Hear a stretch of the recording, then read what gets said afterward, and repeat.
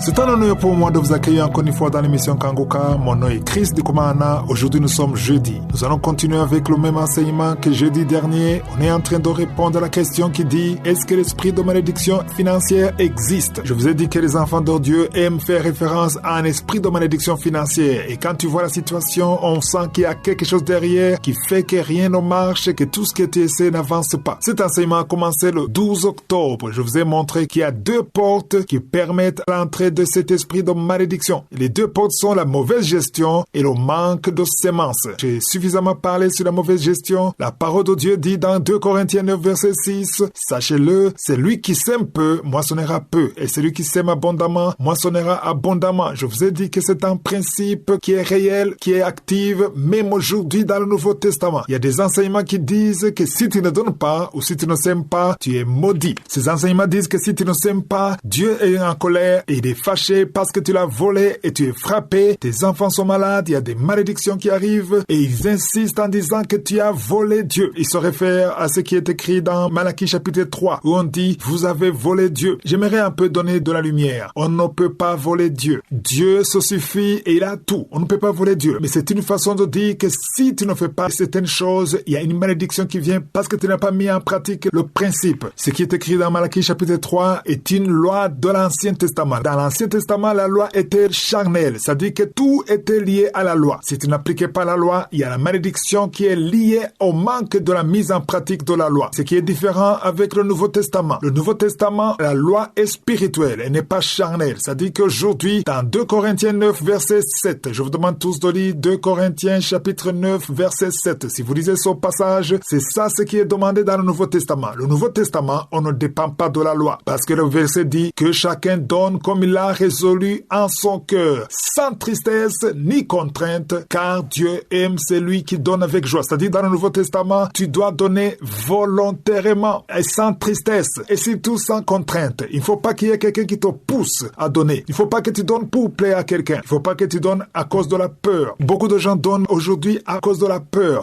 Ça ne marchait pas dans le Nouveau Testament. Si tu le fais dans le Nouveau Testament, sache que ce n'est pas Dieu que tu donnes, parce que la parole de Dieu dit: Dieu aime celui qui donne avec joie. Dans l'Ancien Testament, tu pouvais donner avec tristesse, par peur, pour te protéger, parce que tu veux éviter la malédiction de la loi. Ça se faisait dans l'Ancien Testament et beaucoup de gens le faisaient et ça marchait. Mais dans le Nouveau Testament, ne fais pas ça, parce que dans le Nouveau Testament, l'important ce n'est pas d'appliquer la loi, mais l'important c'est l'obéissance, c'est la relation avec Dieu, que chacun donne comme il a résolu en son cœur. C'est toi qui décides selon la foi que tu as, selon la vision de Dieu que tu as, selon l'amour que tu as pour Dieu, et tu le fais comme une forme d'adoration sans tristesse. Pourquoi pour parler de tristesse? Parce que dans l'Ancien Testament, beaucoup donnaient malgré eux avec tristesse parce qu'ils avaient peur. C'était la peur qui les poussait à donner. Et ils avaient la contrainte. Parce que si tu ne donnais pas, tu étais malheureux. Mais aujourd'hui, Dieu ne veut pas ça. Dieu veut que tu donnes volontairement avec joie. C'est ça l'offrande du Nouveau Testament. Donc les deux portes, la première porte c'est la mauvaise gestion, la deuxième porte c'est le manque de semences. J'ai beaucoup parlé sur la mauvaise gestion et aujourd'hui il y a beaucoup d'enfants de Dieu qui disent: nous ne pouvons pas s'aimer, nous ne pouvons pas assister les pauvres, nous ne pouvons pas assister les veuves, nous ne pouvons pas contribuer dans l'œuvre de Dieu, nous ne pouvons pas soutenir l'évangélisation parce que nous gagnons peu d'argent. On n'a pas assez d'argent pour joindre les deux bouts du mois. Mais le problème c'est quoi? Le problème c'est la mauvaise gestion. Parce qu'il y a des gens qui ont le même montant dans la même ville et qui arrivent à vivre malgré le peu qu'ils ont. Je vous ai dit qu'il faut vivre à votre niveau. N'essayez pas d'imiter les autres. Ne fais pas ce que tu veux alors que tu n'as pas les moyens. Attends le temps de Dieu. Apprenons à attendre le temps de Dieu. Dieu te verra en son temps. Dans Philippiens 4 verset 12, Paul écrit en disant: je sais vivre dans l'humiliation, je sais vivre dans l'abondance, en tout et partout. J'ai appris à être rassasié et à avoir faim, à être dans l'abondance et à être dans la disette. Apprenons à nous humilier et accepter d'être là où Dieu nous veut. Normalement, peu importe tes revenus, tu es censé faire quelque chose pour manifester la gratitude. C'est-à-dire, tu es censé aider quelqu'un, même dans le peu. Je vous ai parlé de la veuve, de la vieille veuve. Elle a donné dans le peu qu'elle a, et Jésus a dit qu'elle a donné mieux que les riches. Ce qui compte, ce n'est pas le montant. Ce qui compte, c'est le cœur. Il faut être à ton niveau et manifester de la gratitude à ton niveau. Sois fidèle dans le peu que tu as, et Dieu te bénira quand il verra réellement que tu as le cœur de donner, et surtout que tu acceptes de vivre à ton niveau en toute humilité sans te lamenter. Si je suis le vœu, nous allons continuer jeudi prochain.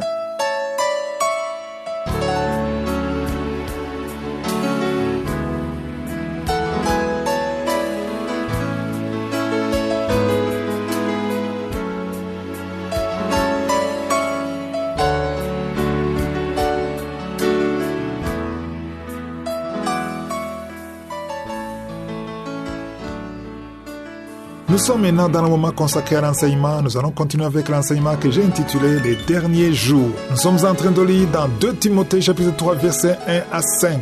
Hier, j'ai terminé sur des choses très importantes. Je vous parlais du 14e signe. Le 14e signe dit que les hommes seront ennemis des gens de bien. Souvenez-vous, le premier verset où Paul écrit en disant « Sache que dans les derniers jours, il y aura des temps difficiles. » Maintenant, il nous parle des gens qui seront ennemis des gens du bien. Il y a des gens qui ne supportent pas quelqu'un qui est dans la toiture.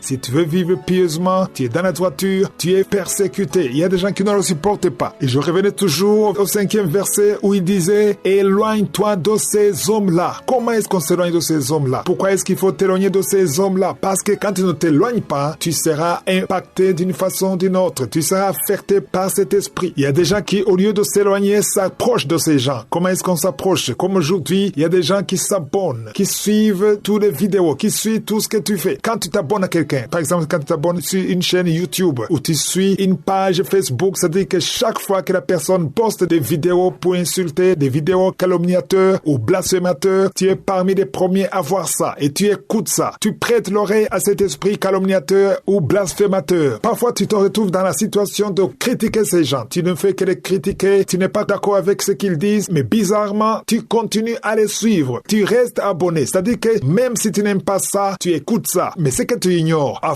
force d'écouter quelqu'un tous les jours, tu suis ses vidéos, tu suis ça, même si tu n'es pas d'accord avec ce qu'il dit, mais si tu continues à voir ça, souvent tu continues chaque jour, de lundi à dimanche, tu écoutes la personne, il y a quelque chose, il y a du poison spirituel qui va laisser en toi. C'est le même cas physiquement. Il y a une boisson que tu peux boire. Si c'est un liquide rouge ou vert, tu bois ça souvent, tu vois un verre, 2 verres, 3 verres, à force de boire ce liquide rouge, même quand tu vas uriner, tu vas te rendre compte que c'est la même couleur, parce que c'est la couleur qui est entrée dans ton corps. Même spirituellement, c'est comme ça. Quand tu écoutes quelqu'un, chaque fois, 1 semaine, 2 semaines, 3 semaines, 1 mois, tu écoutes la même personne, il y a quelque chose de mauvais qui garde en toi. S'il y a quelque chose de bien, il va garder quelque chose de bien. Si tu écoutes quelqu'un qui a la vérité, qui a la parole qui est correcte, cette parole aura de l'impact dans ta vie. Si tu écoutes quelqu'un qui craint Dieu, il y a cette crainte de Dieu qui va laisser en toi. Si tu écoutes quelqu'un qui est humble, il y a une partie, une portion d'humilité qui va laisser en toi. Même si tu n'es pas comme lui, même si tu ne deviens pas comme lui, il y a quelque chose de bien qu'il garde en toi. Si tu as un esprit de rebelle, si tu écoutes les rebelles sur Facebook, sur YouTube, tu les écoutes tous les jours, il y a une portion de rébellion qui reste en toi. C'est pas difficile de voir quelqu'un qui a le Saint-Esprit. Si tu vois quelqu'un qui ne fait que condamner les autres, insulter les autres, blasphémer, calomnier, ça veut dire qu'il n'a pas l'esprit de Dieu. Parce qu'on a vu le fruit de l'esprit dans Galates chapitre 5 verset 22. Il y a d'autres qui le font juste par curiosité. Ils s'abonnent juste pour suivre, pour s'amuser. On ne s'amuse pas. La parole de Dieu dit dans Proverbe 4 verset 23, garde ton cœur plus que tout, parce que de ton cœur viennent les sources de vie. Les sources de vie. Le cœur est précieux. Ne donne pas ton cœur à n'importe qui. Cherche, sélectionne, sois sélectif. Cherche quelqu'un qui t'édifie, quelqu'un qui te pousse, qui t'approche de Dieu, qui te montre la vérité. Cherche les hommes de Dieu qui ont l'esprit de Dieu. Sinon, je dirais comme Paul, éloigne-toi de ces hommes-là qui sont utilisés par le diable. Quelqu'un qui calomnie, qui blasphème et n'est pas utilisé par Dieu. Hier, nous parlions du 14e signe, des ennemis des gens de bien, et le 15e signe, on parle des traîtres. Il y a des gens qui ne peuvent pas garder le secret. Il y a des gens qui ne sont pas dignes de confiance. Et c'est pas difficile de le voir. Il suffit de marcher avec eux et tu vas les découvrir. Parce que quand quelqu'un est égoïste, il ne peut pas garder le secret. Le 16e signe, on parle des gens qui sont emportés. Ça dit que quelqu'un qui est emporté, il n'a pas la maîtrise de soi ou la tempérance. Et ça fait partie des fruits du Saint-Esprit. Le 17e signe, on parle des gens qui sont enflés d'orgueil. Comme je vous l'ai dit, certains sont orgueilleux, on ne peut pas le voir directement, il faut passer du temps avec eux. Mais il y a d'autres qui sont orgueilleux, qui sont arrogants et c'est facile. C'est facile de le voir. Même en écoutant les enseignements, les prédications, tu peux voir quelqu'un qui est orgueilleux. Il ne fait que parler de lui, de sa force, de sa capacité. C'est comme s'il est parfait, il n'a aucune faiblesse. Et il y a aussi l'orgueil spirituel, quand tu sens que tu es capable de tout. La parole de Dieu dit dans Jacques 4, versets 6 à 7, que Dieu accorde une grâce plus excellente à ceux qui sont humbles, mais il résiste aux orgueilleux. Demain, je continuerai à parler de l'orgueil. Et aujourd'hui, je remercie le Seigneur parce que c'est le 16 novembre et ça fait exactement 8 ans que Kanguka a commencé. Kanguka a commencé le 16 novembre 2015 et nous remercions le Seigneur pour tout ce qu'il a déjà fait. Et je remercie particulièrement ceux qui prient pour cette émission et tous les partenaires qui nous ont soutenus. Que toute la gloire revienne à Je suis. Passez une excellente journée. On continue demain si Je suis le veut.